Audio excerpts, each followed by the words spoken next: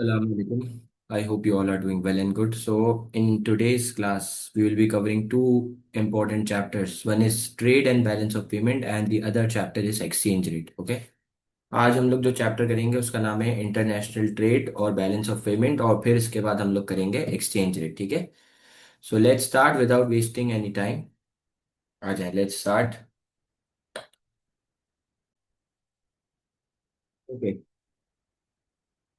So we are starting with balance of payment. ठीक है। और हम लोग जिस चैप्टर को स्टार्ट कर रहे हैं उसका नाम है बैलेंस ऑफ पेमेंट। ठीक है, अब सुनना मेरी बात। सर यार, ये बैलेंस ऑफ पेमेंट क्या होता है, ये सुनना। Okay. So we are now starting with chapter balance of payment. ठीक है। We are now starting with the chapter balance of payment. अब सुनना मेरी बात। सर, बैलेंस ऑफ पेमेंट दो चीजों का डिफरेंस है। सर, बैलेंस ऑफ पेमेंट दो चीजों का डिफरेंस है, इनफ्लो और outflow. Sir, balance of payment पूरी एक समरी है। जितनी भी इकोनॉमिक ट्रांजैक्शंस एक कंट्री के अंदर टेक प्लेस करती है उसकी जो समरी है उसका नाम है बैलेंस ऑफ पेमेंट। तो सर, ये जो बैलेंस ऑफ पेमेंट है ना, ये दो चीजों का डिफरेंस है। सर, ये बैलेंस ऑफ पेमेंट दो चीजों का डिफरेंस है, इनफ्लो और आउटफ्लो। तो sir, balance of payment positive कब होगा? बेटा, बैलेंस ऑफ पेमेंट पॉजिटिव तब होगा जब इनफ्लो ज्यादा है और आउटफ्लो कम हो। Sir, balance of payment positive कब होगा? जब इनफ्लो ज्यादा है, आउटफ्लो कम हो, यानी कि जब एक्सपोर्ट ज्यादा हो और इंपोर्ट कम हो। और sir, balance of payment negative में तब होगा जब इंपोर्ट ज्यादा हो, जब आउटफ्लो ज्यादा हो। Sorry, balance of payment negative में कब होगा? जब आउटफ्लो ज्यादा हो और इनफ्लो कम हो। ऐसा ही है भाई। Sir, balance of payment negative में कब होगा? जब आउटफ्लो ज्यादा हो और इनफ्लो कम हो। ऐसा ही है भाई, यानी कि जब इंपोर्ट ज्यादा हो और एक्सपोर्ट्स कम हो। सर, बैलेंस ऑफ पेमेंट दो चीजों का डिफरेंस है, किसका? इनफ्लो और outflow. Sir, balance of payment positive कब होगा? जब इनफ्लो ज्यादा है, आउटफ्लो कम है, यानी कि जब एक्सपोर्ट ज्यादा हो, इंपोर्ट कम हो।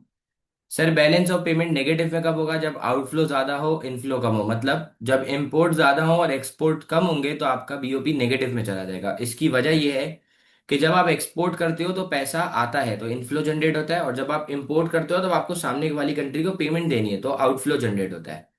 दैट इज द रीजन कि जब बीओपी पॉजिटिव होगा तो उसके पीछे जो वजह है वो ये है कि एक्सपोर्ट ज्यादा है, इंपोर्ट कम है। और जब भी बीओपी नेगेटिव में होगा तो उसकी वजह ये होगी कि इंपोर्ट ज्यादा है, एक्सपोर्ट्स कम है। वन ऑफ द रीजन बोल रहा हूँ, सिर्फ एक ही रीजन नहीं है जिसकी वजह से बीओपी पॉजिटिव नेगेटिव होता है। बहुत सारे और भी रीजन होते हैं लेकिन मेजर रीजन यही है, इंपोर्ट एक्सपोर्ट। अब इसी के साथ साथ मैंने अपने बच्चों को एक और भी चीज याद करवाई थी जिसका नाम था बैलेंस ऑफ ट्रेड। तो अगर आपको याद हो तो ये पढ़ाया गया है कि बैलेंस ऑफ ट्रेड दो चीजों का डिफरेंस होता है, किसका? एक्सपोर्ट के रेवेन्यू का और इंपोर्ट के एक्सपेंडिचर का। यही पढ़ा है भाई, बैलेंस ऑफ ट्रेड दो चीजों का डिफरेंस है, एक्सपोर्ट के रेवेन्यू का और इंपोर्ट के एक्सपेंडिचर का। तो सर, या तो अब आपकी कंट्री का बैलेंस ऑफ ट्रेड सरप्लस में होगा, या तो अब आपकी कंट्री का बैलेंस ऑफ ट्रेड डेफिसिट के अंदर होगा। सर, या तो आपकी कंट्री का बैलेंस ऑफ ट्रेड सरप्लस में होगा या तो डेफिसिट में होगा। भाई, बैलेंस ऑफ ट्रेड सरप्लस में कब होगा? जब एक्सपोर्ट का रेवेन्यू ज्यादा है और इंपोर्ट का खर्चा कम है। और sir, balance of trade deficit में कब होगा? जब इंपोर्ट का खर्चा ज्यादा है और एक्सपोर्ट का रेवेन्यू कम है। सही कह रहा हूँ? तो सर, अगर आपने बैलेंस ऑफ ट्रेड के साथ पॉजिटिव नेगेटिव लिख दिया तो वो पॉइंट गलत हो जाएगा। तो बीओटी के साथ आपको जो वर्ड मेंशन करना है उसका नाम है सरप्लस डेफिसिट, और बीओपी के साथ आपको जो वर्ड मेंशन करना है उसका नाम है पॉजिटिव नेगेटिव। ठीक हो गया भाई? अच्छा, अब मुझे एक बात बताओ, what is inflow and what is outflow. अब मुझे एक बात बताओ कि सर, ये इनफ्लो क्या है और ये आउटफ्लो क्या है। अब ये भी तो बता दें कि सर, ये इनफ्लो क्या होता है और ये आउटफ्लो क्या होता है। अब सुनना है इधर। अगर मैं आपसे ये पूछता हूँ कि यार इनफ्लो क्या है और आउटफ्लो क्या है, अगर मैं आपसे पूछता हूँ इनफ्लो क्या है और आउटफ्लो क्या है, तो देखो याद रखना, इनफ्लो, इनफ्लो एक इनकम है, इनफ्लो एक इनकम है, और इनकम जो है वो क्रेडिट साइड पे रिकॉर्ड होती है और पॉजिटिव साइन से रिकॉर्ड होती है, क्योंकि इनफ्लो है, ठीक है, पैसा आ रहा है। और सर आउटफ्लो, सर आउटफ्लो एक एक्सपेंस है, और एक्सपेंस जो है वो डेबिट साइड पे रिकॉर्ड होता है और नेगेटिव साइन से रिकॉर्ड होता है। किससे रिकॉर्ड होता है? नेगेटिव साइन से, ठीक है। तो क्या बोला सर, बैलेंस ऑफ पेमेंट दो चीजों का डिफरेंस है, इनफ्लो आउटफ्लो। इनफ्लो एक इनकम है, इनकम क्रेडिट साइड पे रिकॉर्ड होती है पॉजिटिव साइन से। सर आउटफ्लो एक एक्सपेंस है, एक्सपेंस नेगेटिव साइन पे रिकॉर्ड, नेगेटिव डेबिट साइड पे रिकॉर्ड होता है और नेगेटिव साइन से होता है, ठीक है। तो सर बैलेंस ऑफ पेमेंट दो चीजों का डिफरेंस है, इनफ्लो आउटफ्लो। बीओबी पॉजिटिव कब होगा? जब इनफ्लो ज्यादा आउटफ्लो कम है। बीओबी नेगेटिव कब होगा? जब आउटफ्लो ज्यादा इनफ्लो कम है। सर इनफ्लो एक इनकम, इनकम क्रेडिट साइड पे रिकॉर्ड होती है पॉजिटिव साइन से। सर आउटफ्लो एक एक्सपेंस है, एक्सपेंस डेबिट साइड पे रिकॉर्ड होता है नेगेटिव साइन से, ठीक है। अब सुनना मेरी बात। सर ये जो कंट्री का बैलेंस ऑफ पेमेंट है ना, इसमें तीन अकाउंट्स है। कितने अकाउंट्स है? तीन। कौन कौन से भाई? करंट, कैपिटल और फाइनेंशियल अकाउंट। अब इसमें जो पहला अकाउंट है ना, उसका नाम है करंट अकाउंट। सर इस बैलेंस ऑफ पेमेंट के अंदर जो पहला अकाउंट है उसका नाम है करंट अकाउंट। सवाल, सर यार ये करंट अकाउंट क्या है? देखो याद रखना, current account is the largest portion, current account is the largest portion of the balance of payment. और आप याद रखना, करंट अकाउंट के अंदर चार कंपोनेंट्स होते हैं। कितने कंपोनेंट्स होते हैं? चार। वापस बता रहा हूँ सर, बैलेंस ऑफ पेमेंट में तीन अकाउंट है, करंट, कैपिटल, फाइनेंशियल, लेकिन जो सबसे बड़ा अकाउंट है उसका नाम है करंट अकाउंट, ठीक है। अब सर करंट अकाउंट में कितने कंपोनेंट है? करंट अकाउंट में चार कंपोनेंट है। कौन कौन से? अब सुनना। सर करंट अकाउंट में जो पहला कंपोनेंट है उसका नाम है ट्रेड इन, उसका नाम है ट्रेड इन गुड्स। सर जो दूसरा कंपोनेंट है उसका नाम है ट्रेड इन सर्विसेज। सर जो तीसरा कंपोनेंट है उसका नाम है नेट इनकम्स। नेट इनकम को प्राइमरी इनकम भी कहते हैं। क्या कहते हैं? नेट इनकम को प्राइमरी इनकम भी कहते हैं। सर जो चौथा कंपोनेंट है उसका नाम है net transfers. Sir net transfer को सेकेंडरी इनकम भी कहते हैं। सर करंट अकाउंट के अंदर चार कंपोनेंट्स है, trade in good, trade in service, net income, net transfer. कितने कंपोनेंट है भाई? चार। Trade in good, trade in service, net income, net transfer. अब आप याद रखिएगा, गुड्स की ट्रेड को विजिबल ट्रेड कहते हैं। याद रखना, गुड्स की ट्रेड को विजिबल ट्रेड कहते हैं, और सर्विस की ट्रेड को इनविजिबल ट्रेड कहते हैं। सर गुड्स की ट्रेड को विजिबल कहते हैं और सर्विस की ट्रेड को इनविजिबल कहते हैं। अब याद रखना, चाहे गुड हो या चाहे सर्विस हो, दोनों को एक्सपोर्ट भी करा जा सकता है और दोनों को इंपोर्ट भी करा जा सकता है। सर चाहे गुड हो चाहे सर्विस हो, दोनों को एक्सपोर्ट भी करा जा सकता है और दोनों को इंपोर्ट भी करा जा सकता है। ऐसा ही है भाई। और जब भी एक्सपोर्ट इंपोर्ट की बात हो ना, जब भी एक्सपोर्ट इंपोर्ट की बात होगी तो वो कभी भी बोलेगा नहीं आपको खुद से जोड़ना है। जब भी एक्सपोर्ट इंपोर्ट की बात होगी इसका मतलब है इनफ्लो आउटफ्लो की बात होगी। तो इनफ्लो आउटफ्लो का मतलब है किसकी बात हो रही है? बैलेंस ऑफ पेमेंट की। ऐसा ही है भाई। सर करंट अकाउंट के अंदर चार कंपोनेंट्स है। कौन कौन से? Trade in goods, trade in service, net income, net transfer. Sir good की ट्रेड को विजिबल कहते हैं, सर्विस की ट्रेड को इनविजिबल कहते हैं। सर जो गुड की एक्सपोर्ट इंपोर्ट से पैसा जनरेट होगा, जो गुड्स का एक्सपोर्ट और इंपोर्ट का डिफरेंस है, उसको बैलेंस ऑफ ट्रेड कहते हैं, और इससे जो इनफ्लो आउटफ्लो जनरेट होगा उसको बैलेंस ऑफ पेमेंट कहते हैं। तो आपको एग्जामिनर कभी भी बोलेगा नहीं, जब भी बीओटी की बात होगी तो आपको ऑटोमेटिक बीओपी की भी बात करनी पड़ेगी, ठीक है। अब आप सुनना मेरी बात। सर नेट इनकम्स को प्राइमरी इनकम्स कहते हैं, और नेट इनकम्स पॉजिटिव भी हो सकती हैं और नेगेटिव भी हो सकती हैं। Sir net incomes positive positive भी हो सकती है और नेगेटिव भी हो सकती है। सर नेट इनकम पॉजिटिव भी हो सकती है और नेगेटिव भी हो सकती है, ठीक है। सर नेट इनकम पॉजिटिव भी हो सकती है और नेगेटिव भी हो सकती है। और सर तीन फॉर्म में होंगी, कौन कौन सी तीन फॉर्म में होगी? वेजेस, इंटरेस्ट और डिविडेंड्स। सर नेट इनकम तीन फॉर्म में होगी, वेजेस, इंटरेस्ट और डिविडेंड के फॉर्म में। और नेट ट्रांसफर्स पॉजिटिव भी हो सकते हैं और नेगेटिव भी हो सकते हैं, याद रखना। सर नेट इनकम पॉजिटिव भी होगी, नेगेटिव भी होगी, तीन फॉर्म में होगी, वेजेस, इंटरेस्ट और डिविडेंड। और सर नेट ट्रांसफर पॉजिटिव भी हो सकते हैं, नेगेटिव भी हो सकते हैं, लेकिन ये क्या होंगे? ये होंगे गवर्नमेंट टू गवर्नमेंट, ये होंगे गवर्नमेंट टू गवर्नमेंट। और किसकी फॉर्म में होंगे? और फाइनेंशियल एड की फॉर्म में होंगे। सर ये होंगे गवर्नमेंट टू गवर्नमेंट और ये होंगे फाइनेंशियल एड की फॉर्म में, ठीक है। सर करंट अकाउंट के अंदर चार कंपोनेंट है।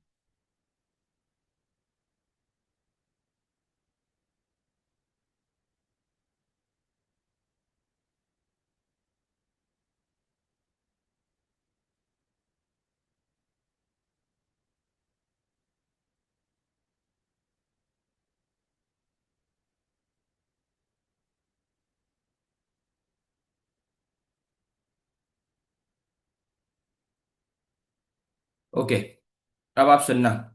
नेट इनकम पॉजिटिव भी हो सकती है, नेगेटिव, तीन फॉर्म में, वेजेस, इंटरेस्ट और डिविडेंड। अब वेजेस, इंटरेस्ट और डिविडेंड तीन चीजें होती हैं नेट इनकम में। कितनी चीजें? तीन।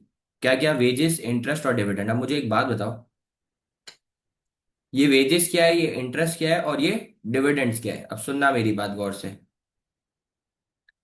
एक बच्चा बाहर मुल्क पढ़ने के लिए गया, यूके में, और यूके में पैसे कमा के अपने घर वालों को पाकिस्तान में भेज रहे हैं, तो पाकिस्तान अपने करंट अकाउंट में एंट्री करेगा वेजेस रिसीव्ड, और कौन सी साइन से रिकॉर्ड करेगा? पॉजिटिव साइन से। और किधर रिकॉर्ड करेगा? क्रेडिट साइड पे। एक बच्चा जो है वो यहाँ पर पढ़ रहा है और बाहर अपने घर वालों को पैसे भेज रहा है यहाँ से कमा के, तो पाकिस्तान अपने करंट अकाउंट में एंट्री क्या करेगा? Wages paid. कौन सी साइन से? नेगेटिव साइन से, ठीक है। यूएस की बैंक दे रही है, यूएस की बैंक दे रही है 20% इंटरेस्ट, और पाकिस्तानी बैंक दे रही है 10% इंटरेस्ट। सर यूएस की बैंक दे रही है 20% इंटरेस्ट, पाकिस्तानी बैंक दे रही है 10% इंटरेस्ट, तो दुनिया का हर बंदा किसकी, कौन सी बैंक में पैसा रखेगा? यूएस की बैंक में पैसा रखेगा। और यूएस की बैंक में पैसा रखेगा, यूएस की बैंक में पैसा रखेगा, तो तो क्या होगा? यूएस की बैंक से इंटरेस्ट आएगा, तो पाकिस्तान अपने करंट अकाउंट में एंट्री क्या करेगा? Interest received. कौन सी साइन से? पॉजिटिव साइन से, क्योंकि इनफ्लो है, पैसा आ रहा है। अगर गोरे ने, बाहर वाले गोरे ने, फॉरेन रेजिडेंट ने पाकिस्तानी बैंक में पैसा रखा, तो Pakistani bank interest pay off करेगी, तो अब पाकिस्तान के करंट अकाउंट में एंट्री होगी interest paid with a negative sign, क्योंकि आउटफ्लो होगा डिविडेंड्स। सर जो कम प्रॉफिट को, शेयर्स पे जो आपको रिटर्न मिलता है, उस प्रॉफिट को अच्छी जबान में डिविडेंड कहते हैं। सर प्रॉफिट को अच्छी जबान में डिविडेंड कहते हैं। सर प्रॉफिट को अच्छी जबान में डिविडेंड कहते हैं। अब सुनना मेरी बात। अब मुझे एक बात बताओ, मैंने खरीदे जारा कंपनी के शेयर्स। मैंने क्या खरीदे? मैंने खरीदे जारा कंपनी के शेयर्स। तो अब जारा कंपनी ने मुझे रिटर्न में, जारा, मैंने खरीदे जारा कंपनी के शेयर्स, और मुझे जारा कंपनी ने दिए, मुझे जारा कंपनी ने शेयर्स दिए, और मैंने जारा कंपनी के जब शेयर खरीदे तो मुझे साल के एंड में जारा ने प्रॉफिट दिया, डिविडेंड दिया। तो पाकिस्तान अपने करंट अकाउंट में क्या एंट्री करेगा? Dividend received. कौन सी साइन से? पॉजिटिव साइन से। एक गोरा भाई रह रहा है, पाकिस्तानी, अमेरिका में रह रहा है, उसने यहाँ पर टोयोटा, होंडा, पेप्सी, सही है, किया, लकी, एमजी, ये सब चीजों के, पीएसओ के, शेल के, इन सब के शेयर्स खरीदे। तो Pakistani firms dividend pay off करेगी, तो अब एंट्री क्या होगी करंट अकाउंट में? Dividend paid. कौन सी साइन से? नेगेटिव साइन से, ठीक है। नेट ट्रांसफर्स को सेकेंडरी इनकम भी कहते हैं, करंट ट्रांसफर भी कहते हैं। नेट ट्रांसफर्स को सेकेंडरी इनकम भी कहते हैं, करंट ट्रांसफर भी कहते हैं, बस याद रखना। नेट ट्रांसफर्स पॉजिटिव भी हो सकते हैं और नेगेटिव भी हो सकते हैं, लेकिन शर्त क्या है कि ये होंगे गवर्नमेंट टू गवर्नमेंट और फाइनेंशियल एड की फॉर्म में होंगे। एक चीज है लोन, एक चीज है एड। लोन कर्जा होता है और कर्जे को वापसी करना होता है। Aid is a gift, it is not to be return. Sir aid gift होती है, इसको रिटर्न नहीं करते हैं। लोन कर्जा होता है, इसको रिटर्न करा जाता है, ठीक है। तो सर करंट अकाउंट बीओपी का लार्जेस्ट पोर्शन है। और करंट अकाउंट के अंदर चार कंपोनेंट्स है, कौन कौन से? Trade in good, trade in service, net income और नेट ट्रांसफर। सर गुड की ट्रेड को विजिबल कहते हैं, सर्विस की ट्रेड को इनविजिबल कहते हैं। सर नेट इनकम पॉजिटिव भी हो सकती है, नेगेटिव भी, तीन फॉर्म में होगी, wages, interest, dividend. Sir net transfers positive भी हो सकते हैं, नेगेटिव भी, गवर्नमेंट टू गवर्नमेंट होंगे और फाइनेंशियल एड की फॉर्म में होंगे, ठीक है। अब सुनना मेरी बात। जो आपका दूसरा अकाउंट है उसका नाम है, जो आपका दूसरा अकाउंट है उसका नाम है कैपिटल अकाउंट। अब देखो, आप याद रखना कि सर कैपिटल, सर याद रखना आप, कैपिटल का मतलब होता है मशीन, और मशीन का मतलब होता है फिक्स्ड एसेट। सर कैपिटल का ये जो वर्ड है ये मशीन्स को रिप्रेजेंट कर रहा हूँ, मशीन मतलब फिक्स्ड एसेट, ठीक है। तो अब आप याद रखना, जितना भी पैसा मशीन को बाय करके और सेल करके आएगा ना, वो आएगा कैपिटल अकाउंट के अंदर, याद रखिएगा। जितना भी पैसा मशीन को खरीद कर और बेच कर आएगा वो कौन सा अकाउंट में आएगा? वो कैपिटल अकाउंट में आएगा, ठीक है। सर तीसरा अकाउंट कौन सा है बेटा? तीसरा अकाउंट है फाइनेंशियल अकाउंट। सर तीसरा अकाउंट कौन सा है? सर तीसरा अकाउंट है फाइनेंशियल अकाउंट। अब याद रखना, financial account is related to investment. Sir financial account वो अकाउंट है जो इन्वेस्टमेंट के रिलेटेड है। और हमारे कोर्स में इन्वेस्टमेंट तीन फॉर्म्स में है। कौन कौन सी? शेयर्स की फॉर्म में, लोन्स की फॉर्म में और डिबेंचर की फॉर्म में। अब मैंने आपको जो एग्जांपल दी थी उसको फिर एक बार रिपीट कर रहा हूँ। मैंने जारा के शेयर खरीदे, तो पहले करंट अकाउंट में एंट्री होगी शेयर्स, फाइनेंशियल अकाउंट में एंट्री होगी shares purchased with a negative sign. साल के एंड पे मुझे डिविडेंड रिसीव होगा, तो अब करंट अकाउंट में एंट्री होगी डिविडेंड्स रिसीव्ड, कौन सी साइन से? पॉजिटिव साइन से, ठीक है। तो ये नेट ऑफ होता रहेगा, सही है। अब बाहर वाले गोरे ने मेरे शेयर्स खरीदे पीएसओ के, शेल के, तो इस बार फाइनेंशियल अकाउंट में एंट्री होगी शेयर्स परचेज, लेकिन इस बार पॉजिटिव साइन से ना, सामने वालों ने परचेज करे। साल के एंड पे हम लोग उनको डिविडेंड पे करेंगे, तो अब एंट्री क्या बनेगी? डिविडेंड्स पेड, कौन सी साइन से बनेगी? नेगेटिव साइन से। और कौन से अकाउंट में? करंट अकाउंट में। सर इसी तरीके से मैंने लोन लिया, तो फाइनेंशियल अकाउंट में एंट्री क्या आएगी? लोन रिसीव्ड, कौन सी साइन से? पॉजिटिव साइन से। साल के एंड पे मुझे इंटरेस्ट पे ऑफ करना है, तो मैं करंट अकाउंट में एंट्री करूंगा इंटरेस्ट पेड, कौन सी साइन से? नेगेटिव साइन से, ठीक है। सर डिबेंचर क्या होते हैं? सर डिबेंचर बड़े बड़े लोन होते हैं। सर डिबेंचर क्या होता है? सर डिबेंचर बड़े बड़े लोन होते हैं जो लंबे टाइम के लिए दिए जाते हैं। सर डिबेंचर्स बड़े बड़े लोन होते हैं जो लंबे टाइम के लिए दिए जाते हैं, ऐसा ही है भाई। अब सुनना मेरी बात। सर बैलेंस ऑफ पेमेंट दो चीजों का डिफरेंस है, इनफ्लो और आउटफ्लो का। सर इनफ्लो एक एक्सपेंस है, expense negative. In sir balance of payment दो चीजों का डिफरेंस है, इनफ्लो आउटफ्लो का। सर इनफ्लो आपकी इनकम है, इनकम क्रेडिट साइड पे रिकॉर्ड होती है और पॉजिटिव साइन से। सर आउटफ्लो आपका एक्सपेंस है, एक्सपेंस डेबिट साइड पे रिकॉर्ड होता है और नेगेटिव साइन से। सर बैलेंस ऑफ पेमेंट दो चीजों का डिफरेंस है, inflow outflow. Sir BOP positive कब होगा? जब इनफ्लो ज्यादा आउटफ्लो कम हो। बीओपी नेगेटिव कब होगा? जब आउटफ्लो ज्यादा इनफ्लो कम हो।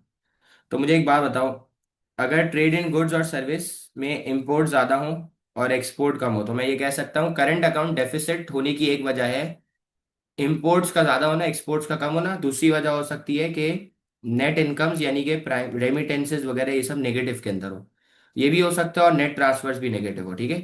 तो अब याद रखना, करंट अकाउंट में चार कंपोनेंट है, trade in good, trade in service, net income, net transfer. और अगर ये सारे के सारे नेगेटिव में है या फिर एक भी नेगेटिव है, तो it is one of the reason for the current account to be in deficit. और जब करंट अकाउंट डेफिसिट में होगा तो बीओपी भी नेगेटिव होगा, ठीक है।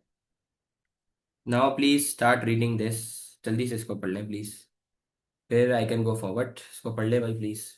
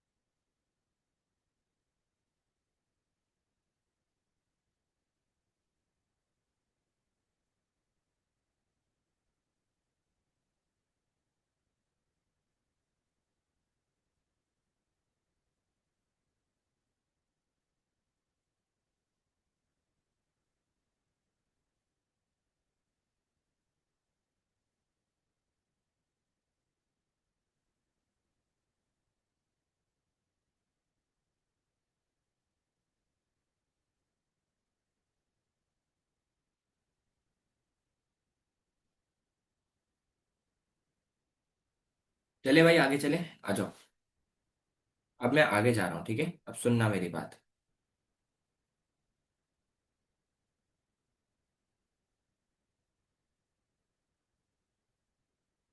देखो अब हम लोग पढ़ रहे हैं।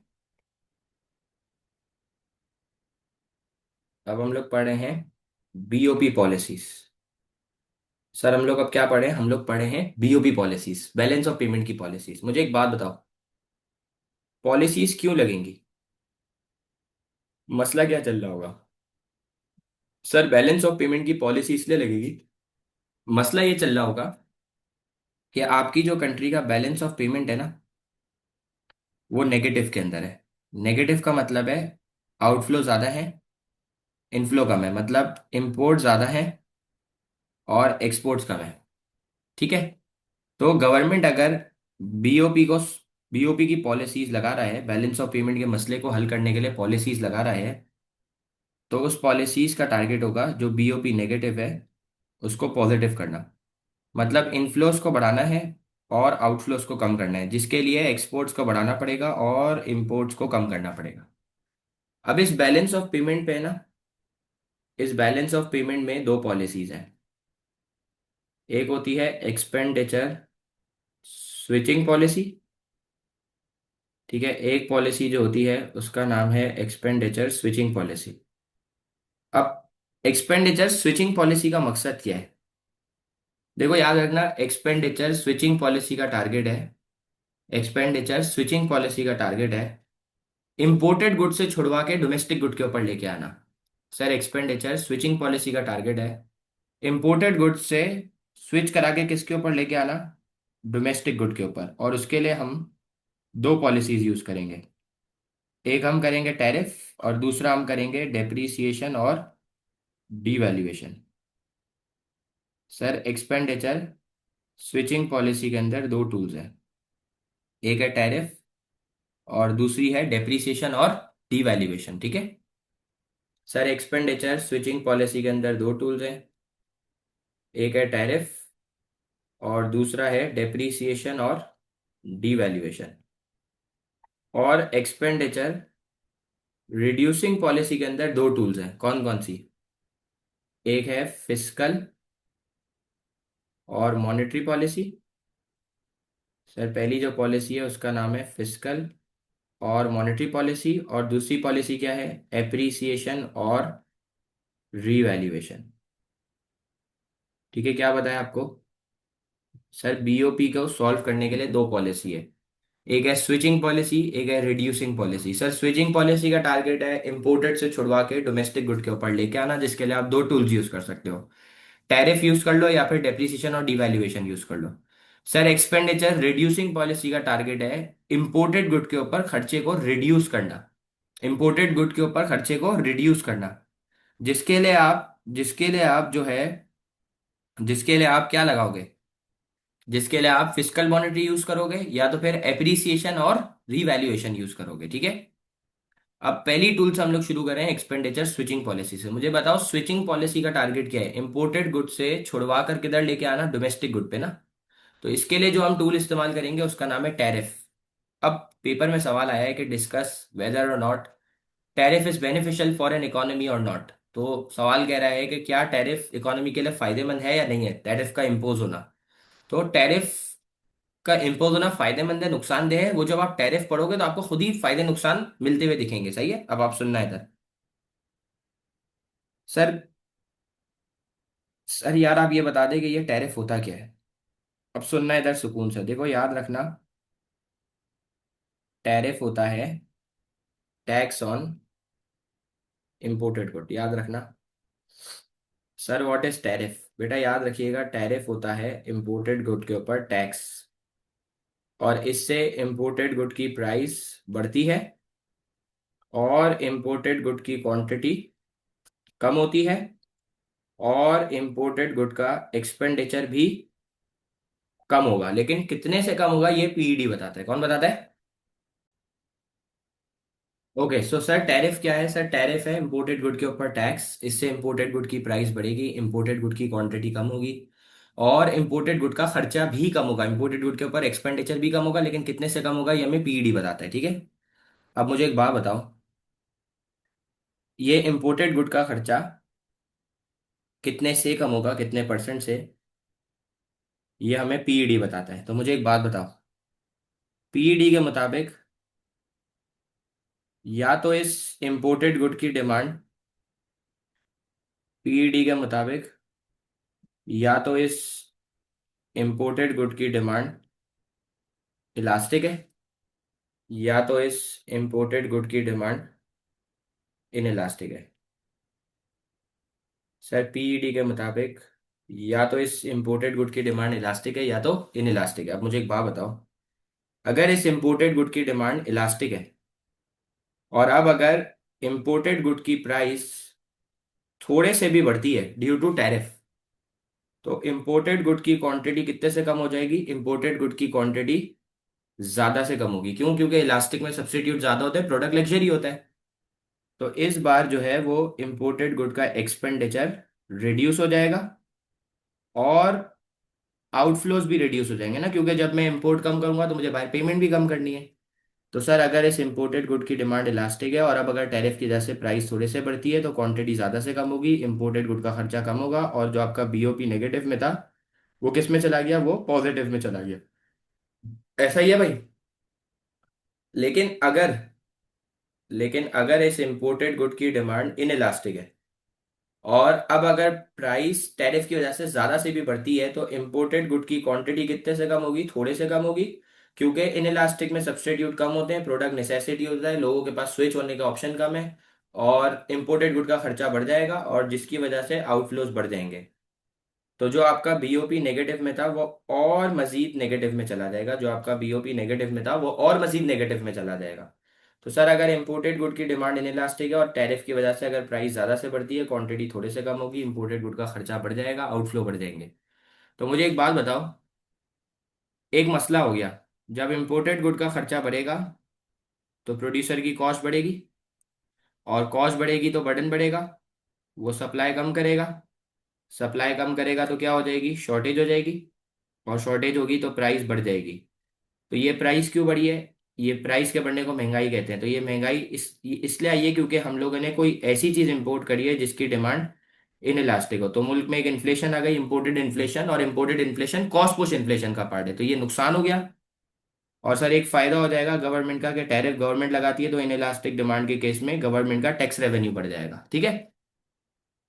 सर जब डिमांड इलास्टिक थी और गवर्नमेंट ने टैरिफ लगाया था, तो ये सारे के सारे लोगों ने क्या करा होगा, ये सारे के सारे लोगों ने ये सारे के सारे लोगों ने क्या करा होगा, ये सारे के सारे लोगों ने स्विच करा होगा। सर ये सारे के सारे लोगों ने स्विच करा होगा किधर, डोमेस्टिक गुड के ऊपर, जिससे डोमेस्टिक गुड की कंजम्पशन बढ़ गई, और जब कंजम्पशन बढ़ेगी तो एग्रीगेटेड डिमांड बढ़ जाएगी, और जब एग्रीगेटेड डिमांड बढ़ेगी तो प्रोड्यूसर को क्या मिलेगा, जब एग्रीगेटेड डिमांड बढ़ेगी तो प्रोड्यूसर को सिग्नल मिलेगा, प्रोड्यूसर प्रोडक्शन को बढ़ा देगा, जब प्रोडक्शन बढ़ेगी तो डिमांड फॉर लेबर बढ़ जाएगी, और जब डिमांड फॉर लेबर बढ़ेगी तो अनएम्प्लॉयमेंट जो है वो क्या हो जाएगी, सर अनएम्प्लॉयमेंट रिड्यूस हो जाएगी। सही कह रहा हूँ भाई?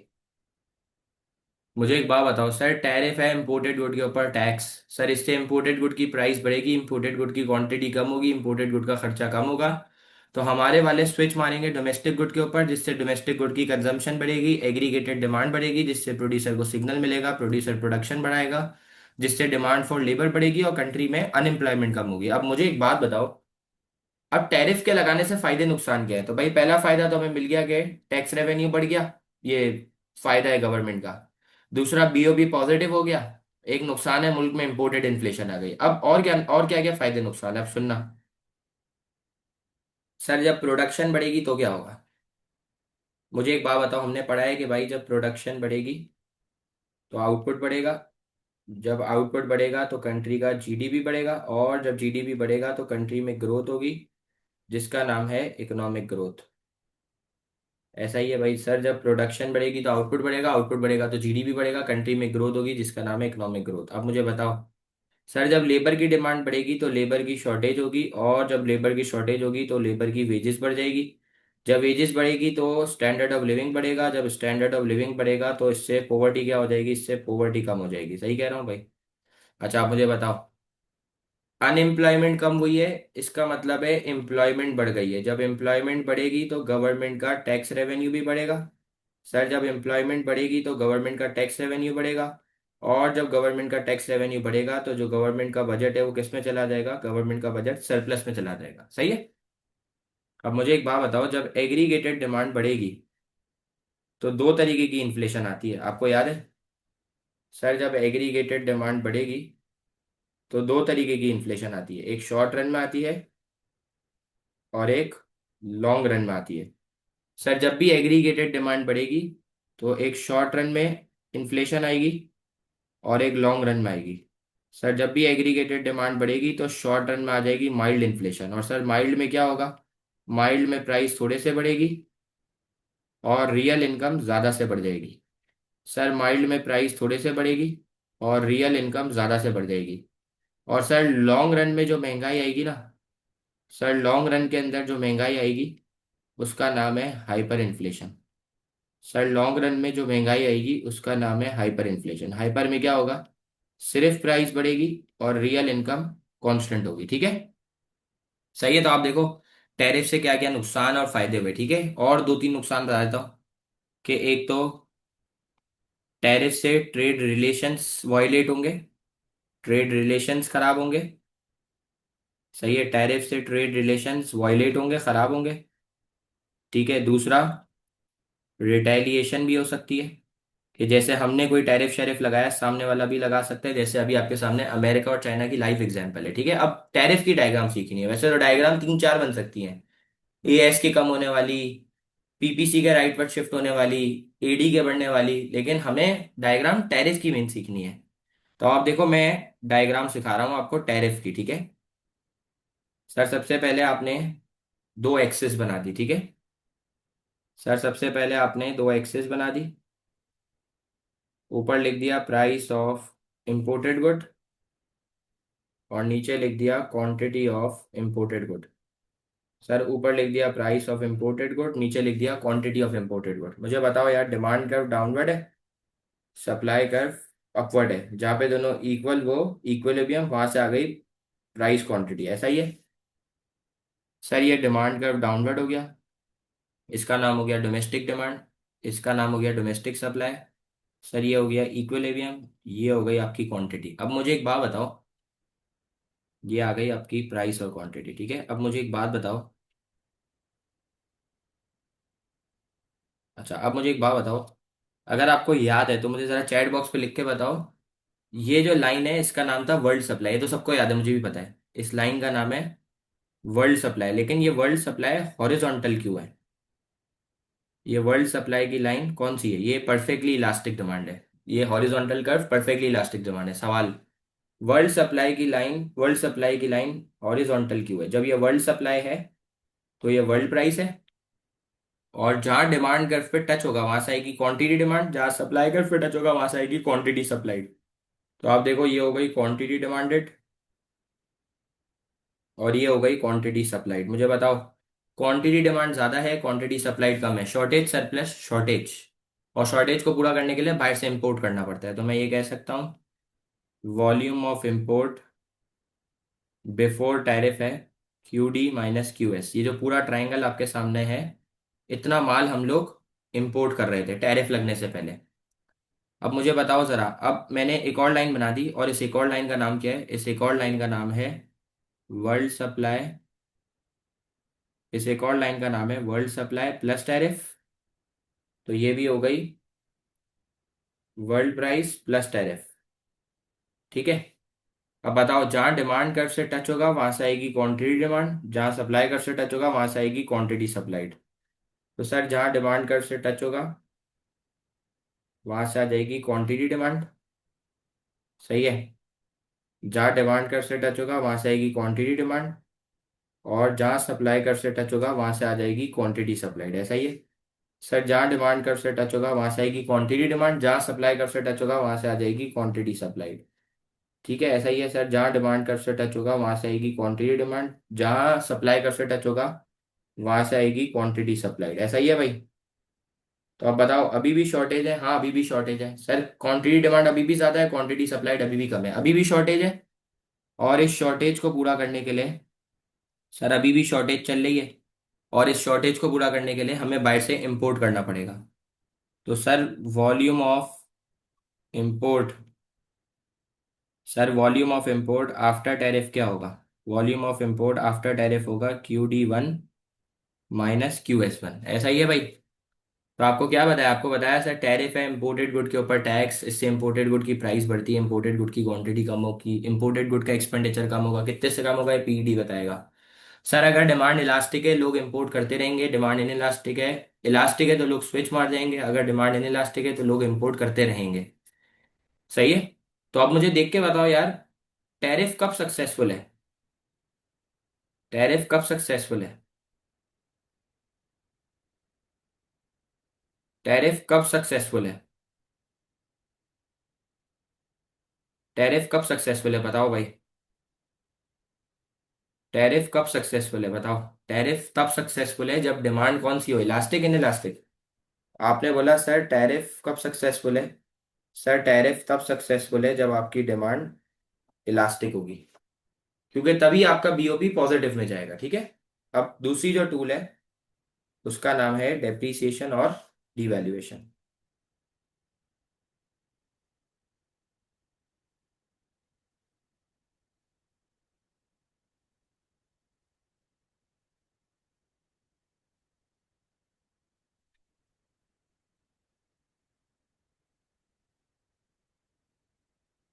सर दूसरी जो टूल है उसका नाम है डेप्रीसिएशन और डिवैल्यूएशन। मुझे एक बात बताओ पहले, ये डेप्रीसिएशन क्या है और ये डिवैल्यूएशन क्या है? आप सुनना है इधर। सर डेप्रीसिएशन होती है ऑटोमेटिक, ऑटोमेटिक का मतलब है डिमांड सप्लाई की फोर्सेस की वजह से। और डीवैल्यूएशन जो है वो जान के करी जाती है, जान के करी जाने का मतलब है कि वो एक डेलिब्रेट एक्शन है। सर डेप्रीसिएशन ऑटोमेटिक होती है और डीवैल्यूएशन जान के करी जाती है। सर चाहे डेप्रीसिएशन हो चाहे डीवैल्यूएशन हो, दोनों का मतलब है एक्सचेंज रेट का कम होना। सही कह रहा हूँ सर, चाहे डेप्रीसिएशन हो चाहे डीवैल्यूएशन हो, दोनों का मतलब क्या है? दोनों का मतलब है एक्सचेंज रेट का कम होना। अब मुझे एक बात बताओ, चाहे चाहे डेप्रीसिएशन हो चाहे डीवैल्यूएशन हो, दोनों का मतलब है एक्सचेंज रेट का कम होना। अब मुझे एक बात बताओ, जब एक्सचेंज रेट कम होगा तो बायर वाले गोरे को,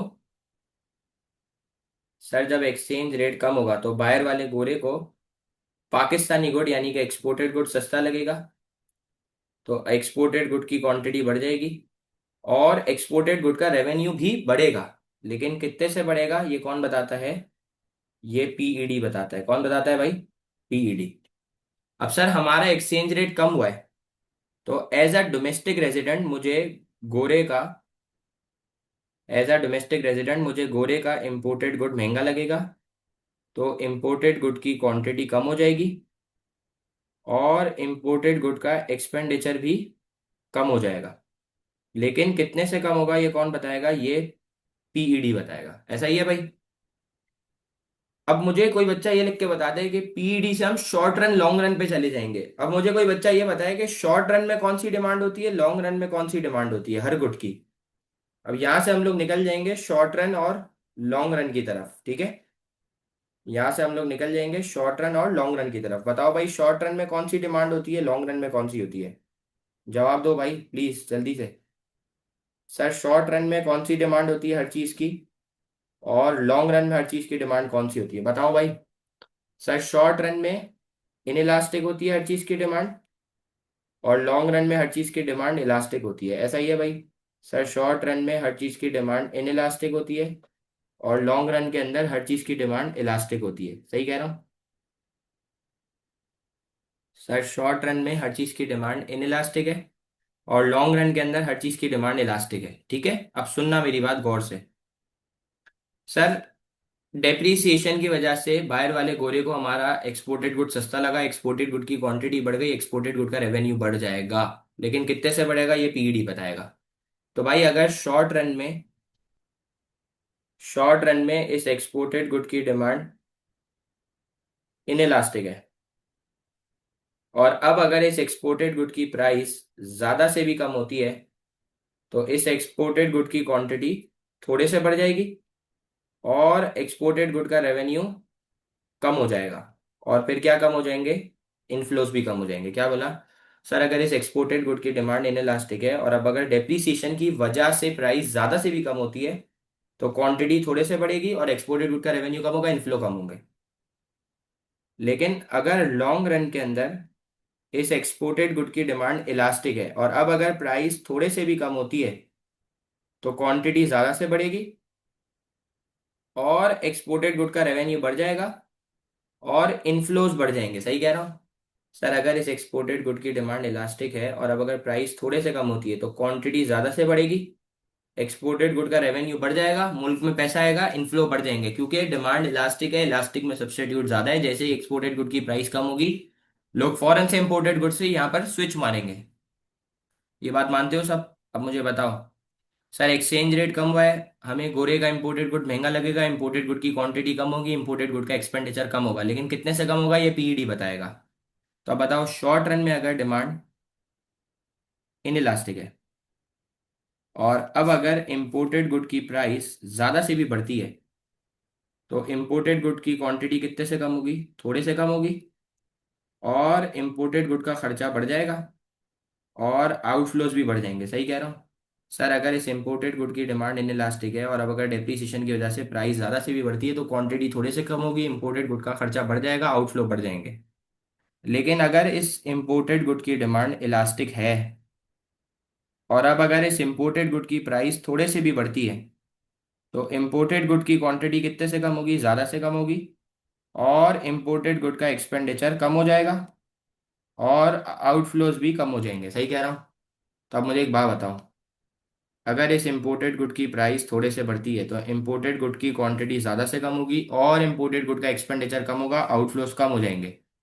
तो अब मुझे बताओ, आपकी कंट्री का जो शॉर्ट रन में आपकी कंट्री का बीओपी किस में चला जाएगा? बताओ भाई। सर शॉर्ट रन के अंदर आपकी कंट्री का बीओपी किस में चला जाएगा, मुझे बताओ। सर शॉर्ट रन के अंदर आपकी कंट्री का बीओपी नेगेटिव में चला जाएगा। सही है, बीओपी नेगेटिव में, और बीओटी डेफिसिट के अंदर।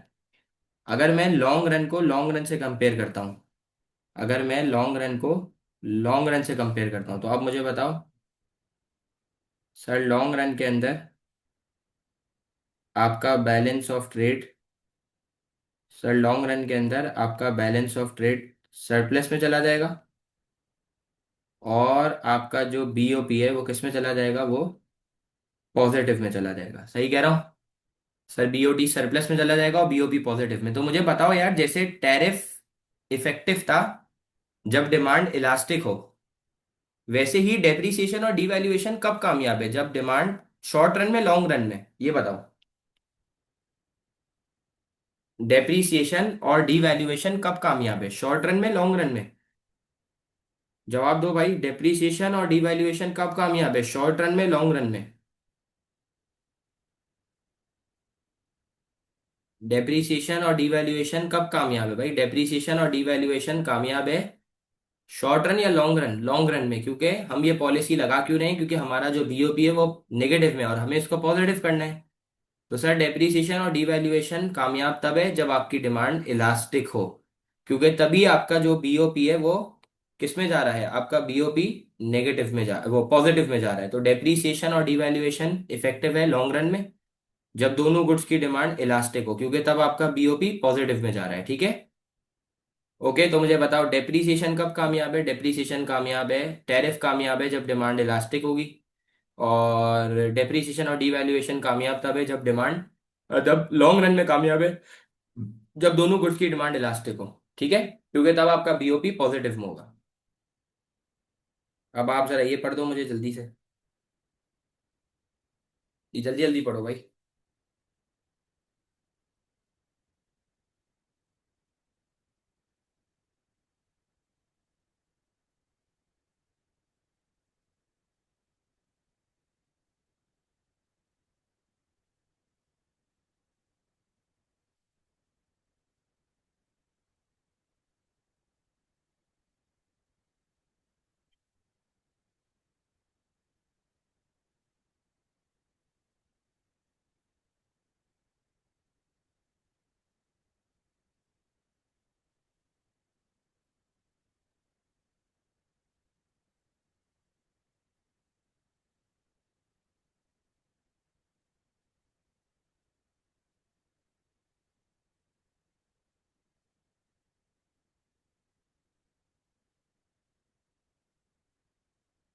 अब आप ये पढ़ो।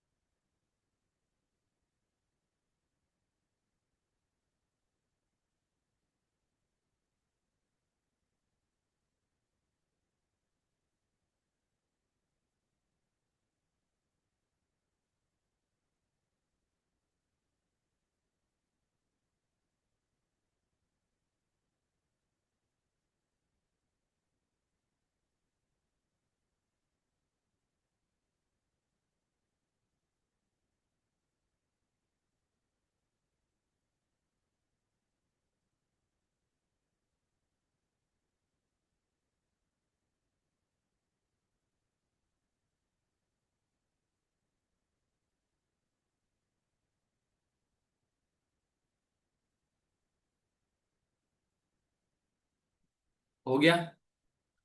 अब मेरी बात सुनो। अब एक्सपेंडिचर रिड्यूसिंग पॉलिसी में दो टूल्स हैं, फिस्कल मॉनेटरी और एप्रिसिएशन और रिवैल्यूएशन। सर, किसके अंदर बोला आपको? आपको मैंने बोला कि सर एक्सपेंडिचर रिड्यूसिंग पॉलिसी के अंदर, एक्सपेंडिचर रिड्यूसिंग पॉलिसी के अंदर, एक्सपेंडिचर रिड्यूसिंग पॉलिसी के अंदर दो टूल्स हैं, फिस्कल मॉनेटरी और एप्रिसिएशन और रिवैल्यूएशन। तो फिस्कल और मॉनेटरी में हम लोग कॉन्ट्रैक्शनरी यूज करेंगे। हमारा टारगेट होगा ईडी को कम करना। तो जब हम टैक्स को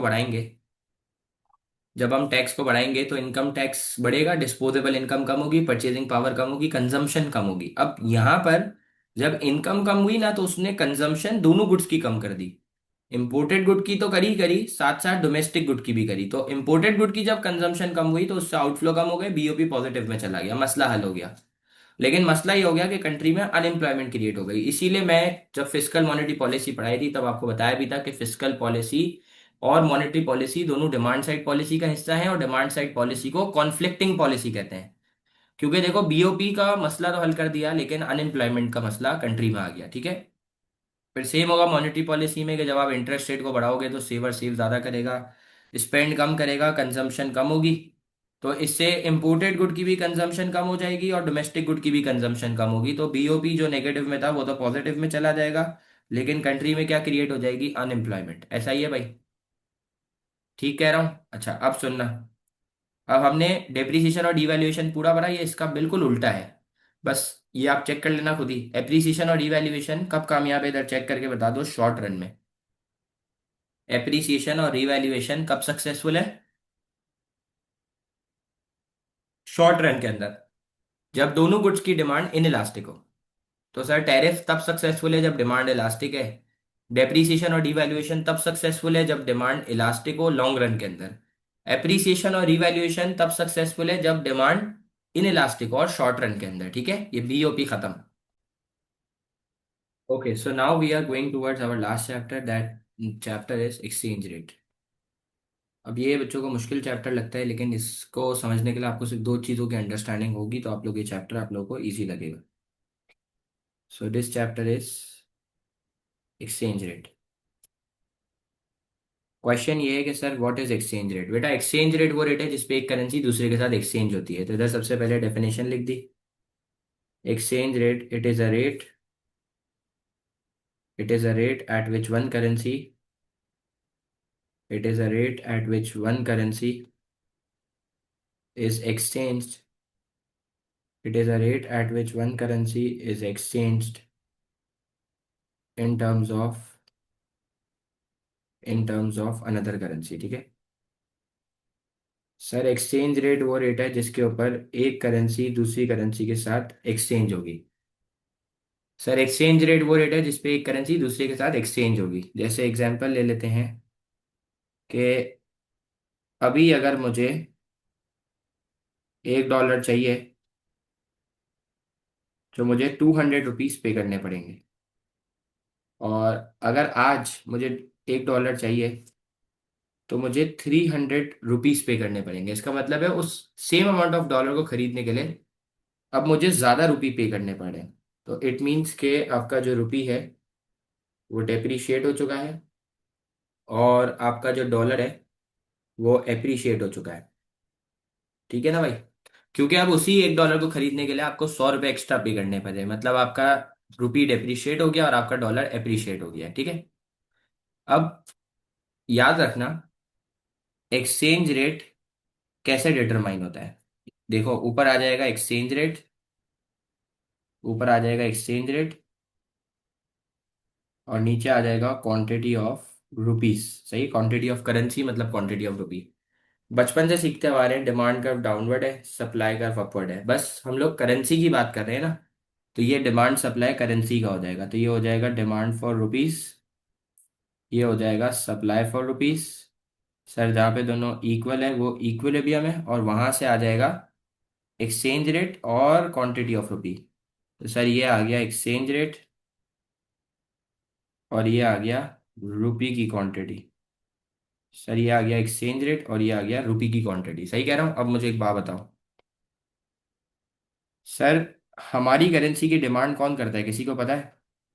हमारी करेंसी की डिमांड कौन करता है? हमारी करेंसी की डिमांड बाहर वाला करता है। कौन करता है? बाहर वाला। तो इधर लिखूं भाई, demand for currency is influenced by foreign resident. Sir हमारी करेंसी की डिमांड कौन करता है? सर हमारी करेंसी की डिमांड बाहर वाला करता है। कौन करता है? बाहर वाला ना भाई। जब मैं एक्सपोर्ट करूंगा, माल बाहर बेचूंगा, तो वो मुझे पैसे देगा। तो जो मुझे पैसे देगा तो मेरी करेंसी में देगा ना, तो मेरी करेंसी की डिमांड कौन कर रहा है? बाहर वाला। ठीक है।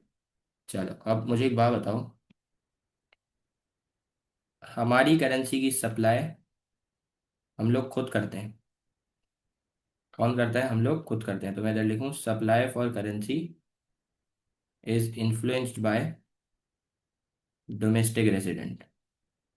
सर हमारी करेंसी की सप्लाई हम लोग खुद करते हैं। जैसे एग्जांपल है, जब हम लोग इंपोर्ट करते हैं, माल बाहर से खरीदते हैं, तो अब हमें बाहर पेमेंट करनी है। जो हमें उसको बाहर पेमेंट करनी है, तो उसकी करेंसी में करनी है। उसकी करेंसी कैसे आएगी? अपने रुपये को बेचेंगे। तो हमारी रुपये की सप्लाई को हमने खुद इफेक्ट करा, तो सप्लाई फॉर करेंसी को इफेक्ट करता है डोमेस्टिक रेजिडेंट, और डिमांड फॉर करेंसी को इफेक्ट करता है फॉरेन रेजिडेंट। सही है? तो जिसको ये दो बातें याद हो गई, उसके लिए एक्सचेंज रेट का चैप्टर इजी है। तो सर एक्सचेंज रेट वो रेट है जिसके ऊपर एक करेंसी दूसरी करेंसी से एक्सचेंज होती है। जब भी एक करेंसी डेप्रिशिएट हो रही है तो सामने वाली अप्रिशिएट हो रही है, जब भी एक करेंसी अप्रिशिएट हो रही है तो लाजमी है सामने वाली डेप्रिशिएट हो रही है। सर हमारी करेंसी की डिमांड बाहर वाला करता है, हमारी करेंसी की सप्लाई हम लोग खुद करते हैं। ठीक है, आगे चलते हैं। अगला सवाल ये है कि सर ये फ्लोटिंग एक्सचेंज रेट क्या होता है? सर अगला सवाल ये है कि यार ये फ्लोटिंग एक्सचेंज रेट क्या है। देखो याद रखना, फ्लोटिंग एक्सचेंज रेट वो एक्सचेंज रेट है जो डिटरमाइन होता है, determined by forces of demand and supply of currency. ठीक है। Floating exchange rate is a rate which is determined on the basis of demand and supply of currency. ठीक है। Sir floating exchange rate वो rate है जो demand supply की forces determine करती है। ठीक है। अब चार केस हो सकते हैं, या तो डिमांड बढ़ सकती है करेंसी की, या डिमांड कम हो सकती है, या सप्लाई बढ़ सकती है, या सप्लाई कम होती है। पहले केस से शुरू कर रहा हूँ। पहला केस है increase in demand for currency. Sir पहला केस है कि increase in demand for currency. मुझे एक बात बताओ, करेंसी की डिमांड बढ़ रही है। सर करेंसी रुपी अज्यूम कर रहे हैं हम। तो केस ये चल रहा है, सीन ये है कि रुपी की डिमांड बढ़ रही है। सवाल, सर यार ये रुपी की डिमांड क्यों बढ़ रही है? क्योंकि आप अज्यूम कर लो कि आपके मुल्क में हाई इंटरेस्ट रेट है, आपकी जो बैंक है वो ज़्यादा इंटरेस्ट प्रोवाइड कर रही है। तो मुझे एक बात बताओ, अगर आपकी बैंक ज़्यादा इंटरेस्ट प्रोवाइड कर रही है तो दुनिया का हर बंदा पाकिस्तानी बैंक में पैसा रखेगा। क्या बोला भाई? दुनिया का हर बंदा पाकिस्तानी बैंक में पैसा रखेगा। ऐसा ही है भाई। सर हमारी करेंसी की डिमांड बढ़ रही है, सर हमारी करेंसी की डिमांड बढ़ रही है, तो दुनिया का हर बंदा पाकिस्तानी बैंक में पैसा रखेगा। किधर पैसा रखेगा? पाकिस्तानी बैंक में। तो उसको पाकिस्तानी रुपी चाहिए, तो पाकिस्तानी रुपी की डिमांड बढ़ गई है। अब मुझे एक बात बताओ, सर डिमांड बढ़ेगी तो क्या होगा? सर डिमांड बढ़ेगी, सर डिमांड बढ़ेगी तो क्या हो जाएगी? सर डिमांड बढ़ेगी तो शॉर्टेज हो जाएगी। और जब शॉर्टेज होगी तो एक्सचेंज रेट बढ़ जाएगा, सही कह रहा हूँ? सर जब करेंसी की डिमांड बढ़ेगी तो करेंसी की शॉर्टेज होगी, और जब शॉर्टेज होगी तो करेंसी की वैल्यू बढ़ जाएगी, मतलब एक्सचेंज रेट बढ़ गया। अब मुझे एक बात बताओ, जब एक्सचेंज रेट बढ़ेगा तो एज अ डोमेस्टिक रेजिडेंट आप क्या करोगे? रुपी की वैल्यू बढ़ी तो ऑब्वियसली मैं रुपी में पैसा रखूंगा, क्योंकि जब रुपी की वैल्यू बढ़ी है तो बाकी करेंसी गिर रही होगी। तो जब एक्सचेंज रेट बढ़ेगा तो as a domestic resident, as a Pakistani, as a desi आदमी, मैं रुपी की क्वांटिटी को बढ़ा दूंगा, सही कह रहा हूँ? सर कहानी शुरू करिए, फॉरेन रेजिडेंट ने, कहानी खत्म करेगा डोमेस्टिक रेजिडेंट। बताओ भाई, डायग्राम बनाने के कितने स्टेप है? डायग्राम बनाने के 4 स्टेप होते हैं। सबसे पहले कर्व को शिफ्ट करो, उसके बाद न्यू एक्सचेंज रेट, उसके बाद न्यू क्वांटिटी, उसके बाद न्यू इक्विलिब्रियम। और इन 4 स्टेप के 4 मार्क्स है, देखो इधर। सबसे पहले लेबलिंग करो। सबसे पहले क्या करो? सबसे पहले लेबलिंग करो, ठीक है? तो सर ऊपर आ जाएगा एक्सचेंज रेट, और नीचे आ जाएगा क्वांटिटी ऑफ रुपीस। सर ऊपर आ जाएगा एक्सचेंज रेट, नीचे आ जाएगा क्वांटिटी ऑफ रुपी। मुझे बताओ, डिमांड कर्व डाउनवर्ड है, सप्लाई कर्व अपवर्ड है? सर जहाँ पे दोनों इक्वल है वो इक्विलिब्रियम है, वहां से आ गया एक्सचेंज रेट। इधर देखो, इधर लिखूं? सर ये हो गया डिमांड फॉर रुपीस, ये हो गया सप्लाई फॉर रुपीस, सर ये हो गया इक्विलिब्रियम, ये हो गया एक्सचेंज रेट, और ये हो गई रुपी की क्वांटिटी, ठीक है? अब बताओ, डिमांड बढ़ी है, किधर शिफ्ट होगा? डिमांड बढ़ रही है, किधर शिफ्ट होगा? Right left? सर डिमांड बढ़ी है, डिमांड कर्व किधर शिफ्ट होगा? राइट वर्ड्स, सही कह रहा हूँ? सर डिमांड बढ़ रही है, demand curve right word shift होगा, ऐसा ही है भाई? सर ये डिमांड बढ़ रही है तो डिमांड कर्व मारेगा राइट वर्ड शिफ्ट। अब जहां पर नया डिमांड कर्व और पुराना सप्लाई कर्व इक्वल होगा वो होगा न्यू इक्विलिब्रियम, और वहां से लेफ्ट पर आ जाएगा एक्सचेंज रेट, नीचे आ जाएगा रुपी की क्वांटिटी, सही कह रहा हूँ? सर जब डिमांड बढ़ेगी तो शॉर्टेज होगी, एक्सचेंज रेट बढ़ेगा, और जब एक्सचेंज रेट बढ़ेगा तो रुपी की क्वांटिटी बढ़ जाएगी, और ये आ जाएगा न्यू इक्विलिब्रियम, सही कह रहा हूँ भाई? पहला केस क्लियर है? ये आपके सामने पहले केस की एक्सप्लेनेशन है, प्लीज ये पढ़ लें जरा जल्दी से। ये आपके सामने पहले केस की एक्सप्लेनेशन है, इसको जल्दी से पढ़ लें।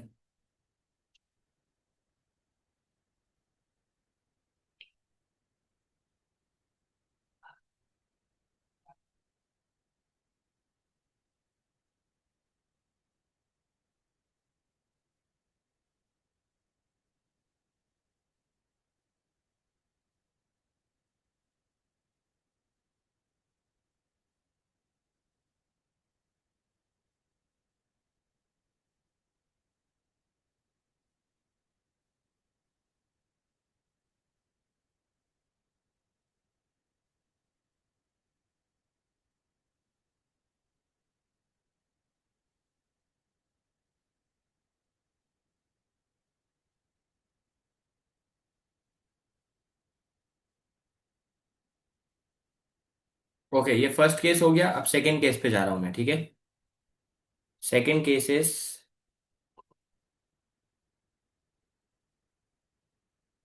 सेकंड केस क्या है? आप सुनना है इधर। Second case is decrease in demand for currency, ठीक है? सर सेकंड केस है decrease in demand for currency. अब मुझे एक बात बताओ, इस बार करेंसी की डिमांड कम हो रही है। बताओ भाई, इस बार करेंसी की डिमांड कम हो रही है, तो मुझे बताओ इसके पीछे रीजन क्या है? इसके पीछे रीजन है high inflation in our country. क्या है भाई इसके पीछे? इसके पीछे high inflation in our country है। सर करेंसी की डिमांड कम हो रही है, सर करेंसी की डिमांड कम हो रही है, इसके पीछे रीजन है high inflation in our country. तो मुझे एक बात बताओ, सर अगर मेरे मुल्क में महंगाई है, गोरे को मेरा एक्सपोर्टेड गुड महंगा लगेगा, एक्सपोर्टेड गुड की क्वांटिटी कम होगी, एक्सपोर्टेड गुड का रेवेन्यू कम होगा, बाहर से पैसा भी कम आएगा, तो इनफ्लो कम होंगे, करेंसी की डिमांड भी कम होगी। तो सर जब करेंसी की डिमांड कम होगी, सर जब करेंसी की डिमांड कम होगी तो करेंसी का क्या हो जाएगा? सरप्लस हो जाएगा। और जब सरप्लस होगा तो एक्सचेंज रेट क्या हो जाएगा भाई? जब सरप्लस होगा तो एक्सचेंज रेट कम हो जाएगा, सही कह रहा हूँ? और जब एक्सचेंज रेट कम होगा तो अब हमारे डोमेस्टिक रेजिडेंट को सिग्नल मिलेगा कि भाई रुपी डिप्रिशिएट हो रहा है, तो अब रुपी में रखने का कोई फायदा नहीं है। तो रुपी की क्वांटिटी वो कॉन्ट्रैक्ट कर देगा, सही है, रुपी की क्वांटिटी कम हो जाएगी, सही। सर डायग्राम बनाने के कितने स्टेप है? चार। पहले कर्व को शिफ्ट करो, उसके बाद न्यू एक्सचेंज रेट, उसके बाद न्यू क्वांटिटी, उसके बाद न्यू इक्विलिब्रियम। तो अब आप देखो, सबसे पहले दो एक्सेस बनाओ और लेबलिंग कर लो। सर ऊपर आ जाएगा एक्सचेंज रेट, और सर नीचे आ जाएगा क्वांटिटी ऑफ रुपीस, ठीक है। सर बचपन से सिखा रहा हूँ, डिमांड कर्व डाउनवर्ड है, सप्लाई कर्व अपवर्ड है। तो सर ये डिमांड कर्व डाउनवर्ड हो गया, ये सप्लाई कर्व अपवर्ड हो गया। जहाँ पे दोनों इक्वल वो इक्विलिब्रियम, वहां से आ गया एक्सचेंज रेट, ठीक है। इधर देखो, ये हो गया डिमांड फॉर रुपीस, ये हो गया सप्लाई फॉर रुपीस, ये हो गया इक्विलिब्रियम, ये हो गया एक्सचेंज रेट, और ये हो गई रुपी की क्वांटिटी, ठीक है। ये क्या हो गई? ये हो गई रुपी की क्वांटिटी, सही कह रहा हूँ। अब मुझे बताओ, सर डिमांड कम हो रही है, किधर शिफ्ट होगा? Right left? Left. Sir demand कम हो रही है, किधर शिफ्ट होगा? Leftwards. ऐसा ही है भाई। सर करेंसी की डिमांड कम हो रही है, करेंसी का डिमांड कर्व मारेगा लेफ्ट वर्ड शिफ्ट। अब बताओ, जहां पर नया डिमांड कर्व और पुराना सप्लाई कर्व मीट करेगा वो होगा न्यू इक्विलिब्रियम। और सर वहां से लेफ्ट पर आएगा नया एक्सचेंज रेट, नीचे आ जाएगी नई रुपए की क्वांटिटी। तो सर ये हो गया नया एक्सचेंज रेट, और ये हो गई क्वांटिटी फॉर रुपीस। और सर ये हो गया न्यू इक्विलिब्रियम। सही कह रहा हूँ भाई, ये दो केस हो गए। अब जरा चलते हैं तीसरे केस की तरफ, ठीक है। अब मैं तीसरा करा रहा हूँ, चौथा फिर खुद कर लेना, ठीक है, चौथा वाला खुद देख लेना। अच्छा जी, थर्ड केस है increase in supply of currency, ठीक है। थर्ड केस क्या है भाई? थर्ड केस है increase in supply for currency. अब मुझे एक बात बताओ, थर्ड केस है increase in supply for currency, मुझे एक बात बताओ, सर रुपी की सप्लाई बढ़ रही है, सर रुपी की सप्लाई बढ़ रही है, मुझे एक बात बताओ, सर सप्लाई बढ़ रही है रुपी की, इसके पीछे क्या रीजन होगा? इसके पीछे रीजन होगा लो टैरिफ। क्या रीजन होगा? सर रुपी की सप्लाई बढ़ रही है, इसके पीछे रीजन क्या है? लो टैरिफ। अब सुनो, सर रुपी की सप्लाई बढ़ रही है, इसके पीछे रीजन क्या है? लो टैरिफ। सर जब टैरिफ सस्ता होगा, टैरिफ कम होगा, तो इंपोर्टेड गुड सस्ता लगेगा, इंपोर्टेड गुड की क्वांटिटी बढ़ेगी, इंपोर्टेड गुड का एक्सपेंडिचर बढ़ेगा, बाहर पेमेंट करनी होगी ना, तो अपनी करेंसी को बेचना पड़ेगा, तो हमारी करेंसी की सप्लाई बढ़ जाएगी। तो बताओ, कहानी शुरू करी है डोमेस्टिक रेजिडेंट ने, खत्म कौन करेगा, रिस्पॉन्ड कौन करेगा? Foreign resident. तो भाई जब रुपी की सप्लाई बढ़ेगी तो रुपी का सरप्लस हो जाएगा,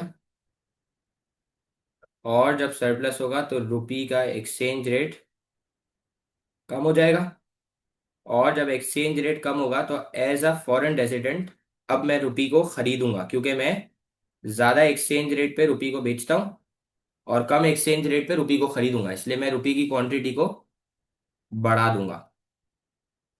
सर डायग्राम बनाने के कितने स्टेप है? चार। पहले कर्व को शिफ्ट करो, उसके बाद न्यू एक्सचेंज रेट, उसके बाद न्यू क्वांटिटी, उसके बाद न्यू इक्विलिब्रियम। तो अब देखो, सबसे पहले ये दो एक्सेस बना दी, ऐसा ही है भाई। अब बताओ, करेंसी की सप्लाई बढ़ रही है, किधर शिफ्ट होगा भाई? सर करेंसी की सप्लाई बढ़ रही है, किधर शिफ्ट होगा? सर करेंसी की सप्लाई बढ़ रही है, किधर शिफ्ट होगा? Right left? सर करेंसी की सप्लाई बढ़ रही है, किधर शिफ्ट हो गया? Right words. सर जहां पर नया सप्लाई कर्व और पुराना डिमांड कर्व मीट करेगा वो होगा न्यू इक्विलिब्रियम, वहां से आ गया एक्सचेंज रेट, नीचे आ गई रुपी की क्वांटिटी, ठीक है। ये आ गया न्यू एक्सचेंज रेट, और ये आ गई क्वांटिटी ऑफ रुपीस, और सर ये हो गया न्यू इक्विलिब्रियम, ठीक है। अब आप इस डायग्राम की एक्सप्लेनेशन पढ़ो, ये लो, ये वाली पढ़ो जल्दी से, थर्ड वाली।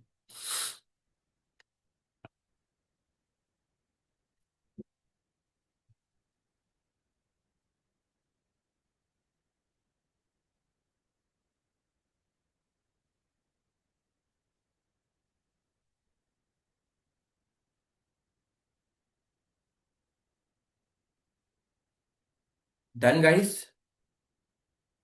इस वाले केस की एक्सप्लेनेशन क्लियर है? डन? डन सीन है। अब फोर्थ केस है कि आपकी करेंसी की सप्लाई कम हो रही है। सप्लाई कम हो रही है क्योंकि गवर्नमेंट ने टैरिफ लगा दिया है, जिसकी वजह से शॉर्टेज हो गई। क्योंकि और शॉर्टेज हुई तो रुपए की एक्सचेंज रेट बढ़ा, एक्सचेंज रेट बढ़ा तो अब एज अ फॉरेन रेजिडेंट ज्यादा रेट पे मैं बेचूंगा, इसलिए रुपए की क्वांटिटी कम हो गई। सही है। ये आपकी डायग्राम हो गई। अब नेक्स्ट थिंग जो आपको पता होनी चाहिए वो है फिक्स्ड एक्सचेंज रेट।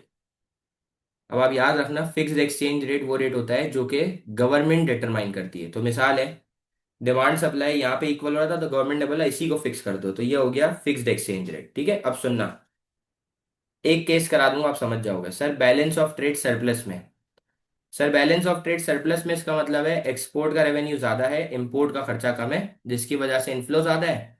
और बाहर से पेमेंट रिसीव करूंगा तो करेंसी की डिमांड ज्यादा है, तो करेंसी की डिमांड ज्यादा है तो करेंसी की शॉर्टेज होगी और एक्सचेंज रेट बढ़ जाएगा। अब डायग्राम बना रहा हूँ, गौर से सुनना। सर ये दो एक्सेस बन गई, ठीक है। अब बीओटी सरप्लस में था, एक्सपोर्ट ज्यादा थे इसलिए करेंसी की डिमांड बढ़ चुकी थी। गवर्नमेंट ने बोला था कि ये एक्सचेंज रेट को हमने फिक्स कर दिया है, ये फिक्स एक्सचेंज रेट हो चुका है। गवर्नमेंट ने बोला था कि एक्सचेंज रेट फिक्स हो चुका है। गवर्नमेंट ने बोला एक्सचेंज रेट फिक्स हो चुका है, लेकिन करेंसी की डिमांड बढ़ गई। तो जब डिमांड बढ़ी तो डिमांड कर्व ने हमारा किधर शिफ्ट, राइट वर्ड्स। सर जब करेंसी की डिमांड बढ़ेगी तो करेंसी की शॉर्टेज होगी, शॉर्टेज होगी तो एक्सचेंज रेट बढ़ जाएगा। तो एक्सचेंज रेट अब बढ़ रहा है, मार्केट फिक्स से फ्लोटिंग की तरफ चले गई ना। तो अगर आप देखो तो इस पॉइंट पे अब एक्सचेंज रेट बढ़ जाएगा अगर किसकी इंटरवेंशन ना हो, गवर्नमेंट की। तो अब गवर्नमेंट की इंटरवेंशन होगी और गवर्नमेंट गोल्ड को परचेज करेगी। जब गवर्नमेंट गोल्ड को परचेज करेगी किसी एक्स वाई जी से, तो उसको पेमेंट करनी है, पेमेंट करने के लिए अपनी करेंसी को बेचेंगे तो हमारी करेंसी की सप्लाई बढ़ जाएगी। तो अब बताओ, सप्लाई बढ़ेगी किधर, राइट वर्ड शिफ्ट होगा। देखो सप्लाई बढ़ी तो सप्लाई कर्व ने किधर शिफ्ट मारा, सप्लाई कर्व ने हमारा राइट वर्ड शिफ्ट, चेक करो। तो अब देखो, अब ये वापसी नीचे की तरफ आया और यहाँ आ गया, तो ये हो गया न्यू इक्विलिब्रियम। और यहाँ से आ जाएगी रुपी की न्यू क्वांटिटी। तो इस तरीके से आपका जो सेम एक्सचेंज रेट के ऊपर आपकी रुपी की क्वांटिटी बढ़ गई। ठीक है, क्लियर है? बोलो भाई, क्लियर है ये वाला केस? क्लियर है भाई ये वाला केस? यस। इधर देखो भाई, ये आपका बैलेंस ऑफ ट्रेड सरप्लस में था। ठीक है, एक्सपोर्ट ज्यादा है, इंपोर्ट कम है, करेंसी की डिमांड बढ़ी थी। डिमांड बढ़ी है तो सप्लाई बढ़ानी है, उसके लिए गवर्नमेंट की इंटरवेंशन हुई, गवर्नमेंट ने गोल्ड को परचेज करा, बदले में पेमेंट करनी थी तो करेंसी की सप्लाई बढ़ गई। अब डेप्रीसिएशन से एप्रिसिएशन होती है, एप्रिसिएशन से डेप्रीसिएशन होती है। कैसे, अब ये देख लो भाई। अब सर अगर एक्सचेंज रेट कम होगा तो बाहर वाले गोरे को पाकिस्तानी गुड यानी कि एक्सपोर्टेड गुड सस्ता लगेगा। तो एक्सपोर्टेड गुड की क्वांटिटी बढ़ जाएगी, एक्सपोर्टेड गुड का रेवेन्यू बढ़ेगा, इनफ्लो बढ़ जाएंगे। जो मुझे पैसा मिलेगा मेरी करेंसी में मिलेगा, मेरी करेंसी की डिमांड बढ़ जाएगी, डिमांड बढ़ेगी, शॉर्टेज होगी, शॉर्टेज होगी, वैल्यू बढ़ेगी। वैल्यू के बढ़ने को कहते हैं एक्सचेंज रेट का बढ़ना, यानी कि करेंसी अप्रिशिएट हो गई। सर जब एक्सचेंज रेट कम होगा तो एज अ डोमेस्टिक रेजिडेंट मुझे इंपोर्टेड गुड महंगा लगेगा, इंपोर्टेड गुड की क्वांटिटी कम होगी, इंपोर्टेड गुड का खर्चा कम होगा। जब इंपोर्ट कम करूंगा तो आउटफ्लो कम होंगे, बाहर पेमेंट भी कम करनी है, तो अपनी करेंसी को बेचूंगा भी कम, तो करेंसी की सप्लाई कम होगी, शॉर्टेज होगी, वैल्यू बढ़ जाएगी। वैल्यू के बढ़ने को कहते हैं एप्रिसिएशन। क्लियर? फिर इसके बाद आप देख सकते हैं कि जब एप्रिसिएशन हो गई तो पूरा रिवर्स कर दो तो डेप्रिसिएशन हो जाएगी। ठीक है। सो अल्हम्दुलिल्लाह we are done with the majority course. हमने छोटे छोटे टॉपिक्स स्किप कर दिए, अनएम्प्लॉयमेंट, पॉपुलेशन, डेवलपिंग इकोनॉमीज, वो आपको मैं एक छोटी सी वीडियो भेज दूंगा, उसमें आप देख लीजिएगा। ठीक है।